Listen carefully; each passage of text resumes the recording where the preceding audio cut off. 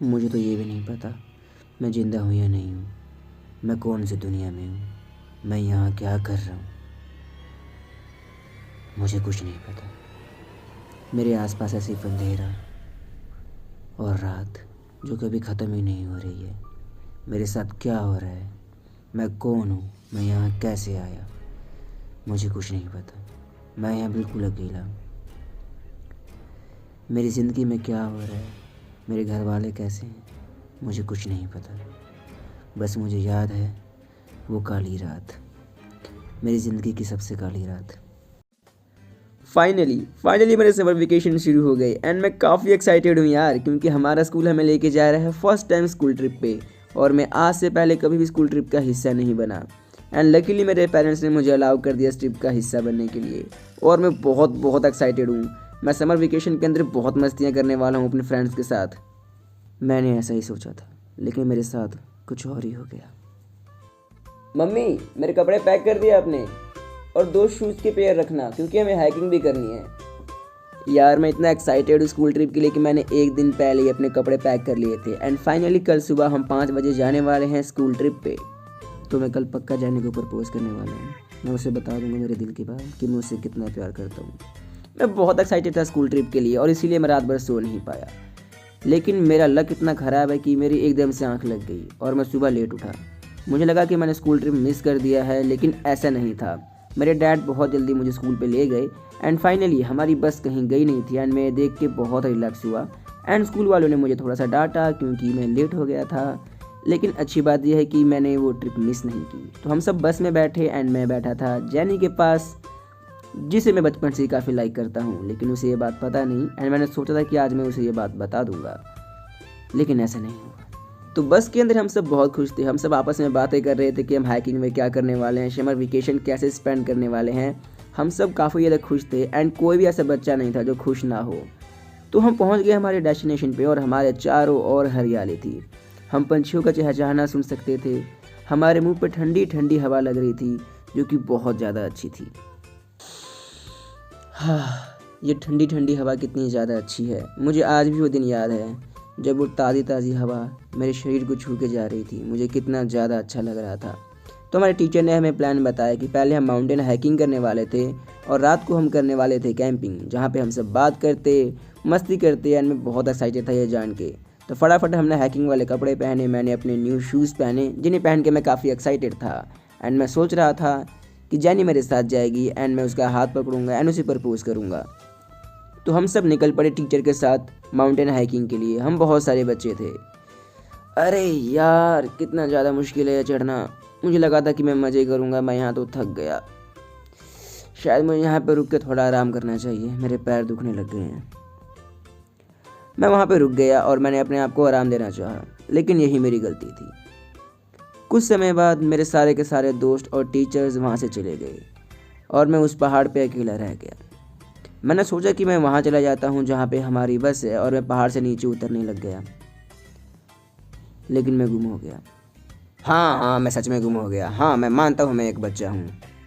अरे यार मेरे आसपास कितने बड़े बड़े पेड़ हैं, कुछ समझ भी नहीं आ रहा है और शाम भी होने वाली है।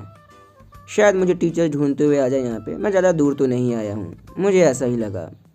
लेकिन मैं टेंट से बहुत दूर चला गया था और मुझे लगा मुझे कोई ना कोई बचाने ज़रूर आएगा। लेकिन धीरे धीरे शाम होती गई और जंगल में जंगली पोकेमोन थे। मुझे उनका बहुत डर था क्योंकि हमारे साथ हमें पोकेमोन लाना अलाउड नहीं था और इसलिए मैं अपना पोकेमोन भी लेके नहीं आया। और अब मैं इस पूरे जंगल में अकेला हूँ। मुझे शुरू में तो डर नहीं लगा, मुझे लगा कि मैं यहाँ से निकल जाऊँगा, लेकिन मैं और गुम हो गया। अरे यार जानी अकेली होगी वहाँ पे। ये कितना ज़्यादा अच्छा मौका था उसे प्रपोज करने के लिए। मुझे जानी के पास जाना है। ये मैं कहाँ फंस गया यार। लेकिन मुझे लगा ये सब मजाक है।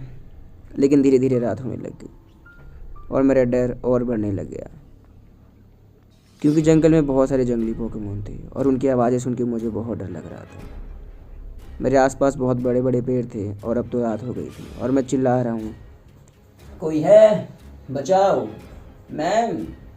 अरे यार यहाँ पे कोई नहीं आ रहा है। और अब मुझे डर लगने लग गया था क्योंकि रात बहुत हो गई थी। मुझे अचानक से एक आवाज़ आई जैसे कोई मेरा नाम ले रहा हो, जैक, जैक। मुझे लगा कि मेरे टीचर्स आ गए, लेकिन जब मैंने पीछे मुड़ के देखा, ये क्या है?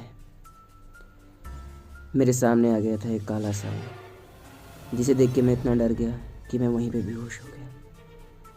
मुझे नहीं पता था ये क्या है, लेकिन वो चीज़ बहुत डरावनी थी, जिसे देख के मैं वहीं के वहीं बेहोश हो गया। और जब मेरी आँख खुली तब मेरे आसपास टीचर्स थे। मेरी हालत बहुत बुरी हो गई थी।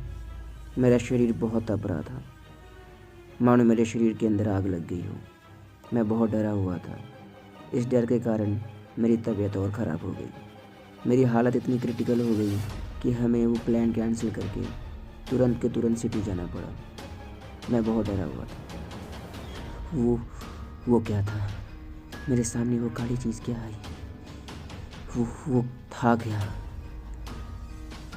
मैम मुझे कह रही थी शांत हो जाओ, शांत हो जाओ, लेकिन मेरी हालत बहुत बुरी हो गई थी। मैं बहुत डरा हुआ था। और उस रात को हम माउंटेन्स के ऊपर से बस के अंदर जा रहे थे, और अचानक से वो काला साया हमारे बस के सामने फिर से आया, और मैं चिल्लाया, ये फिर से आ गया। जब तक मेरी आँख खुलती हमारे बस का एक्सीडेंट हुआ। मैंने अपने एक दोस्त गवा दिया उस एक्सीडेंट में, और अपना एक पैर भी। मेरी समर वेकेशंस मेरी ज़िंदगी की सबसे बुरी दिन बन गए। वो बस का एक्सीडेंट बहुत ख़तरनाक हुआ था।